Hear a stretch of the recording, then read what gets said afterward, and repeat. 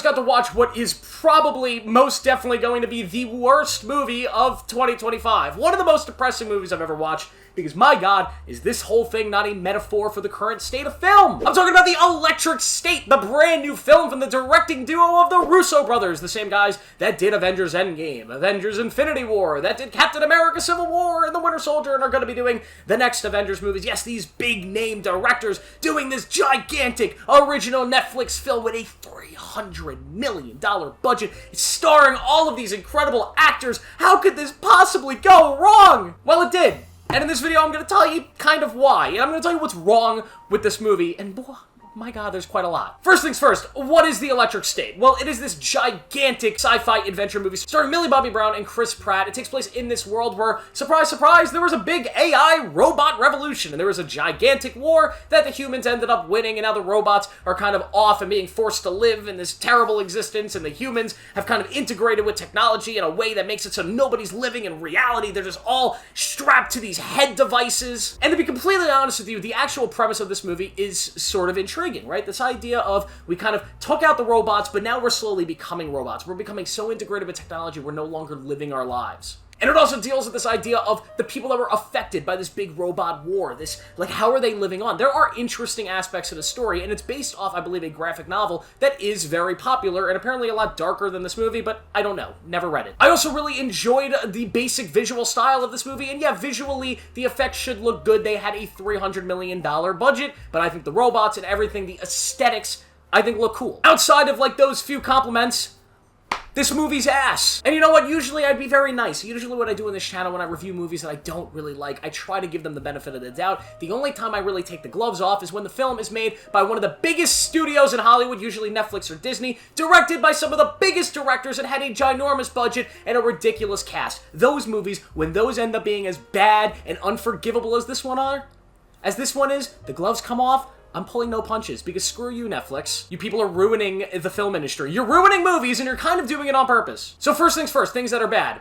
Millie Bobby Brown, I hate to go after you first, but my god, why is she leading movies this big? I mean, she clearly does not care about film. She clearly does not care all that much about the profession. She's the only actress or actor from Stranger Things that I think has gotten progressively worse since the first season of Stranger Things. I'm sorry, and like, listen, I'm not like mad at her for not caring about this world. She doesn't like it, but it's just, why is she leading these ginormous films? None of them have been a success, and these, like, bullshit honed-in performances I keep seeing from her, it's just kind of depressing to watch. Now, to give her credit, the writing does not, like, give her that much to work with here, but she's not great in this film. Neither is Chris Pratt, who's just doing what Chris Pratt does. Give him respect. He gives the same performance in pretty much every movie, and like 9 times out of 10 it works. Here it's just kind of and cringy and just not good. There are a bunch of other incredible actors in this movie, so many I can't even name, that are depressingly misused and just not used well at all. Like, even Brian Cox is in this thing. Brian Cox, why? Why are you in this? Ke Huy Quan is being wasted here. Coleman Domingo shows up for like 1 second, and I'm like, come on, Coleman, please. No, not you too. Giancarlo Esposito is here just to throw out one-liners. Stanley Tucci.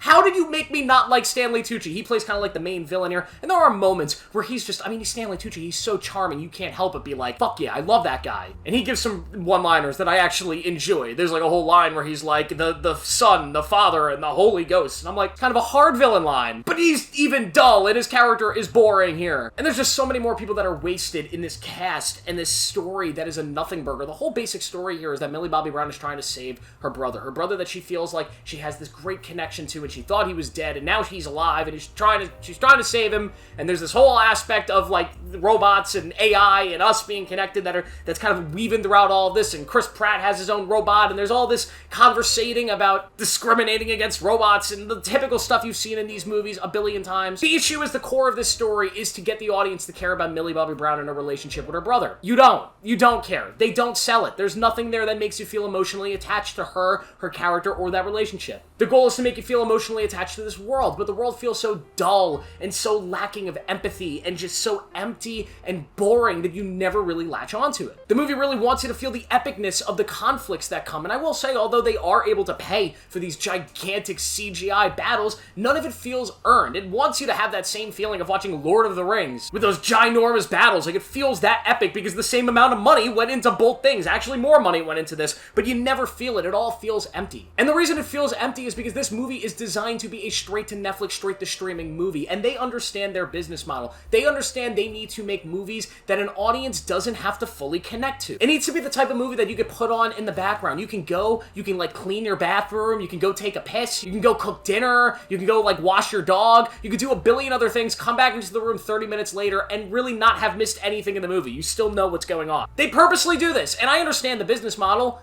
but it's awful. It makes it so you have movies that are so watered down and so lifeless and boring. It's just a visual spectacle with no actual substance, and that's what this movie is. It is a visual spectacle that's not even that beautiful to look at. It's not like the cinematography here is anything crazy, but it is CGI and the beautiful motion capture on the robots and these big battles, but there's no substance, right? You got the corny one-liners that if you pop into a room, oh, Chris Pratt said something a little goofy. That made me laugh because it's a corny one-liner, and Stanley Tucci is clearly a bad guy. I don't have to see the first hour of the movie to understand that. He's doing a villain monologue, so obviously he's bad. This model of making movies is so horseshit, and it's so bad, and I hope it dies out. Please, everybody, don't keep watching these movies for Netflix. They're horrible. But the real criminals here, in my opinion, are the Russo brothers and the industry as a whole. But these guys, my God. Take away Kevin Feige, take away established, massive, branded characters like Captain America and the Avengers.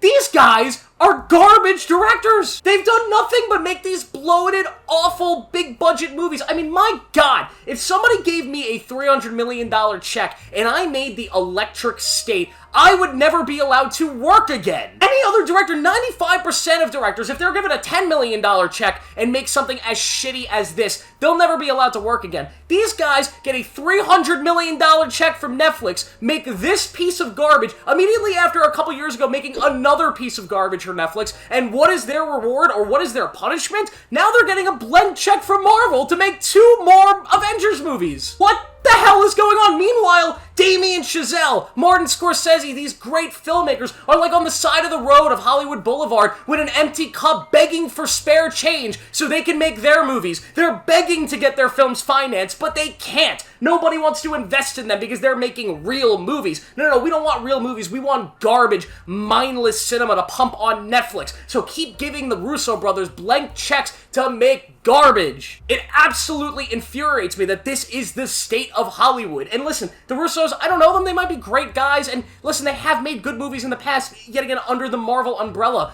But my God, how did they get the permission to make this thing? This should be a career-ending film, but it's not. They're just going to get bigger. And it's so ironic because the whole point of this movie is that nobody's living in reality. Everybody's locked into these machines. It's constantly just dragging your mind into these machines. You're not living in the real world. Nobody's living anymore. And it's obviously a metaphor for our real lives, right? In our real life, nobody's living anymore. We're scrolling on our phones. You watching this video, you're probably scrolling on your phone while you're watching this right now, scrolling through Instagram and TikTok, because our brains need it. It needs that dopamine hit, that instant satisfaction of watching shorts, right? You need that. Nobody's actually living in the real world anymore. Nobody can pay attention anymore. Which is so ironic that that's what the movie's about, but 99% of the people that are going to watch this movie are going to be scrolling on TikTok while watching the film because it's so boring and mindless that you don't have to pay attention to get what's going on. So a movie criticizing those people was made for those people. It was made for that society. It's fueling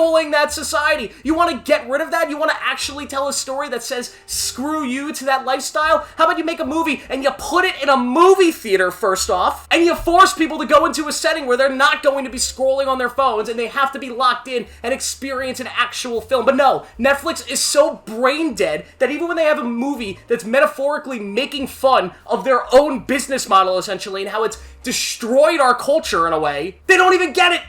They don't see it. They just pump and dump it on Netflix, and God, this movie infuriated me. I'm angry. I'm pissed. Because Hollywood's fucked yet again when a guy like Martin Scorsese, who has built this industry to the modernization of what it is, right? His movies over the last 50 years has inspired more filmmakers, more writers than probably anybody else in Hollywood. The fact that he is struggling to get financing on his movies is insane. The fact that Damien Chazelle, because he made one movie that bombed, right? One movie that kind of bombed a little bit. He's struggling for years to finance his next movie, despite the fact that he made La La Land and Whiplash and is proven to be one of the best filmmakers alive. But these two guys, the Russos, make stinker after stinker. And guess what? Here's a blank check from old Daddy Feige to let you guys make whatever the hell you want. Like, it just blows my mind. And speaking of Feige, last thing I want to say, give him full credit. Kevin Feige has proven himself now to be the best producer in Hollywood because he somehow got 4 great movies out of these two dipshits. Good for you, Kevin Feige. I know that's mean. They're not dipshits. They're probably nice guys. This movie made me angry. Sorry, Russos. Probably awesome dudes. Probably very capable of making a good movie eventually. Just, you shouldn't get $300 million anymore. I'm sorry. I'm going to give The Electric State a 1 out of 5. It's not a 0 out of 5, right? It's not The Rise of Skywalker, but it's almost there. Thank you guys for watching. Make sure to like this video, subscribe for more notifications. I'll see you in the next one.